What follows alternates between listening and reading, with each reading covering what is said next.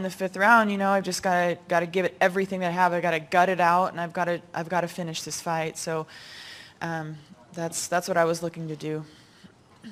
And you talked about coming into this fight, how refreshing it was to not have to deal with the whole Ronda angle and all the emotion and all that. But it seems like this fight now sets up another fight with Ronda. So sure you want to enjoy the moment, but does that feel like the right move for you in the next fight? The right move feels like drinking a Budweiser and eating cupcakes.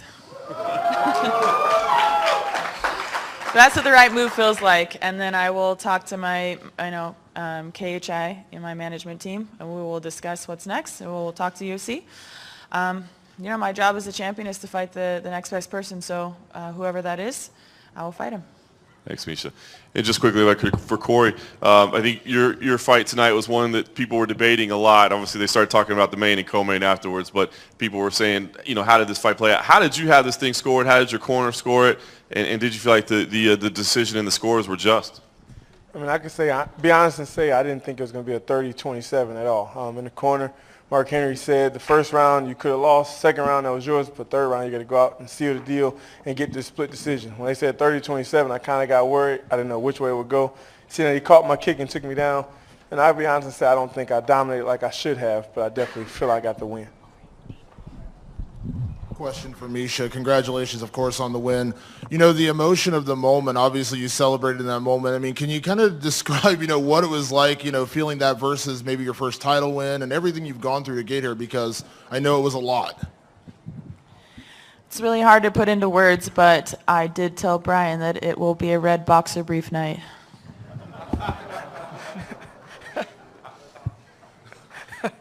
And a question for Holly. Obviously, you had such a big win over Ronda and obviously everything with that. But, when you have a fight like this, is it just back to the drawing board? Is it, can you reflect on this? Obviously you've had to deal with the defeat before in your boxing career, but how are you processing it right now? Because I know it's never easy to go through a defeat. It isn't easy, but it's a growing experience. There's always these odds on paper, I always say, but for me, it's always 50-50 when you get in there. There's a winner and a loser, and that's all there is to it. And tonight, I do feel like I was doing enough to win the fight. She had a great second round. I felt like, I had 1, 3, and 4, and even 5 until I slipped up there. And, it's a learning experience for me. I should have been fighting those hands right away. And, I should have just not gotten so complacent. I just feel like I didn't have, I kind of let my guard down a little too soon, and it cost me the fight. And a question for Conor, right here, Conor. Obviously, I know it's a tough night. You go in there obviously up 2 weight classes. Obviously, I know at the end of the day you did have respect for Nate Diaz. But kind of walk me through your emotions right now. Obviously it was a big night for you and a big moment for the company. But what are you feeling right now? It's a bitter pill to swallow. I took a shot. I went at it. I feel I was simply inefficient with my energy. Usually I fight a man in the division I am champion in, and they crumble under those shots. But Nate took them very well. The weight, I think, allowed him to take those shots well. So I think with a little bit of an adjustment and a recognition that the bigger man, you must be a bit more efficient with your striking. You must not put everything into the shots. But I was simply inefficient with my energy. I made some errors. Hats off to Nate. He fought very well. He stayed in there. A lot of people have crumbled under the shots, and his range was a factor. My left hand was falling short sometimes. The wheel kicks my wheel kicks weren't, I threw them and missed, and once or twice maybe hit a glove, and I think they done more to my energy than they did to his energy, and it was simply a battle of energy in there, and he got the better of that. So this is the game. We win some, we lose some. I will never shy away from a challenge. I will never shy away from defeat, or this is part of the game. So I'm happy to come out there, continue and stay in this fight. I had many chances to not do this and sit and wait, but I went in I took the fight and it didn't pay off. This is the fight business. It's another day. I'll come back. And I almost hate even asking you this question, Conor, because obviously you fought at lightweight before. You were a lightweight champion before. But does this, what direction does this put you in for what's next? I mean, is it a featherweight title defense? I know it's even hard to process this on the night, but where is your mind at with that?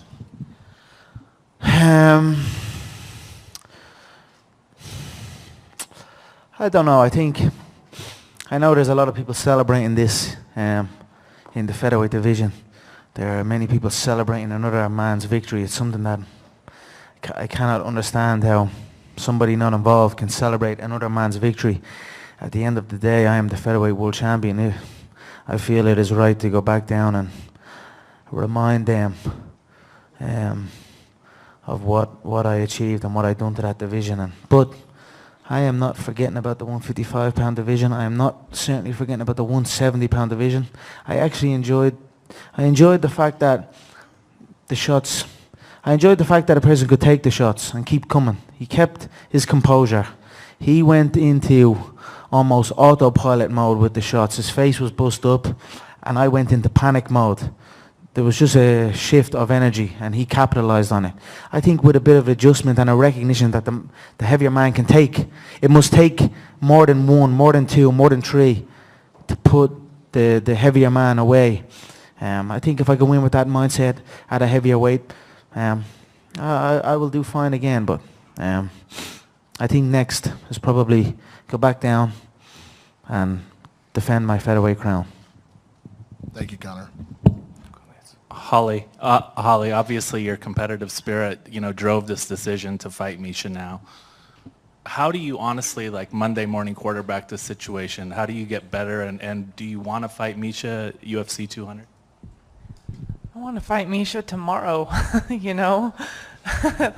she would want the same thing, She's been around the sport a long time. I'm more anxious to get in and train right now than I have been in a long time.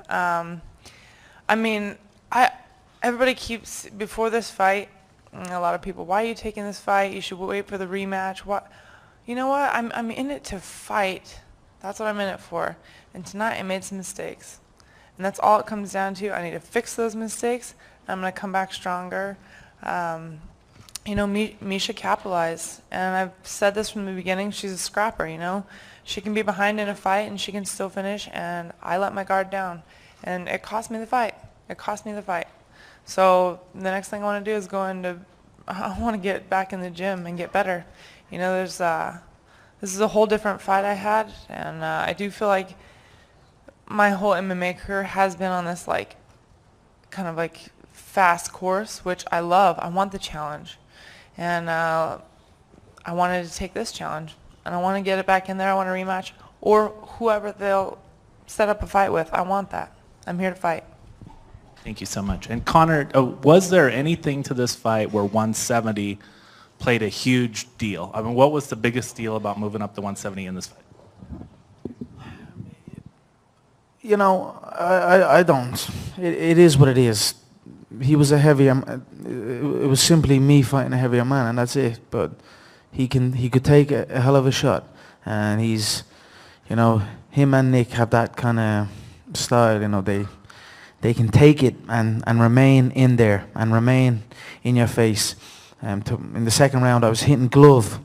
His range, he was coming close, and I was hitting glove, and that was kind of draining me. He was just simply more efficient with his energy. Stayed in my face, capitalized on it. I make no excuses. It is what it is. I came up short. I took a chance. It didn't pay off. I'll be back. This has been a crazy couple of years. I've only really burst onto the scene and climbed all the way. But I'm still really enjoying it. I'm not tired of it. Now, go back down to the featherweight division. I'd imagine will be what is next. I don't know. I still feel UFC 200 is there for me, but I'll go back and see it. I'm not cut. I'm simply heartbroken. and that's it. I'll pick myself up and we'll figure it out in the morning. Thanks, Conor. And just quickly, if I could, for Amanda, I know you were wanting to make a statement and really earn yourself a title shot. A big win for you, but a difficult third round. So to think about maybe, a 5-round fight in your near future, do you feel you did enough, or do you feel like it's going to take some time? Yeah, I feel a little bit the third round, but I finish, I finish strong, and is my next step. You have to fight for the belt. I think I deserve. I think Holly have to fight Ronda Rousey, and I'm the next. I want to fight Misha. I think I'm around for a long time. I think now is the best time. What do you think, Misha? Yeah, I mean, I'm here as a champ. I got to fight whoever they put in there. So I didn't get to catch all of your fight, but what I saw, you looked amazing. And, if that's what they deem is next, then my job is to fight. Then we're going to wait, to see. I hope Dan White gives me this opportunity. Thank you. And since Nate is here, if I could just do one quickly for Nate. Congratulations. Obviously a huge win for you tonight. It was a tough battle for you early on. He was having some success. You said you thought you were going to have a slow start, but was there any point at all during that stretch where you said, this is not going to be my night? No, I felt like obviously I was going to have a slow start. I didn't have a camp, so I knew start slow, warm up, pick up as I go, and I didn't have no sparring, so I think I fucking should have dodged that punch a little better, but I had a slow start, so I knew I didn't win. It reminded me when I fought Kurt Pellegrino, my corner jumped in and they were like yelling, and I was like, hold up, I'm warmed up now, so I figured it would probably go something like that with a little less damage. Conor, you said in an interview last year, just down here at the back, mate. You said in an interview last year that your previous defeat to this in 2010, tapping out, ate you alive. Were basically, I'm not surprised, mother effers. And was that kind of a message that to everyone else that maybe they doubted you a little bit in this one, that this was not surprising to you? You're not looking at it as an upset? No, I knew I was the superior boxer, the superior martial artist, superior jiu-jitsu. Came from, like I said from the beginning, I have the best training partners in the world in every aspect, in boxing, kickboxing, jiu-jitsu, and MMA. So nothing surprised me except for that I got hit at all. I think with a full camp, I would have been flawless, but it's whatever. Yeah, I'm not surprised. He got a lot of push. He's been doing great, and he's got a lot of help behind him. And yeah, I just wish I had the same push, the same help. I've been in this a long time. I've been 9 years. It was like my 25th fight here in the UFC. And I've been in the last few years curious when this is going to pay off, and I think it's time. Now it's time. And one more question for you, Nate. You have been around the sport for a long time. You fought at 155. You fought at 170. Conor likes to talk a lot. He did at 145 about the power that he has in that left hand. What did you think about the left hand? Like you said, you didn't get a sparring camp, so you did take some left hands tonight. How would you compare it to some of the power that you faced against other guys in the event? I sparred full camps. I've been sparring with top 10 boxers for forever. Otis Griffin, Omar Henry. I did full camp with Andre Ward a couple fights back when he fought Chad Dawson.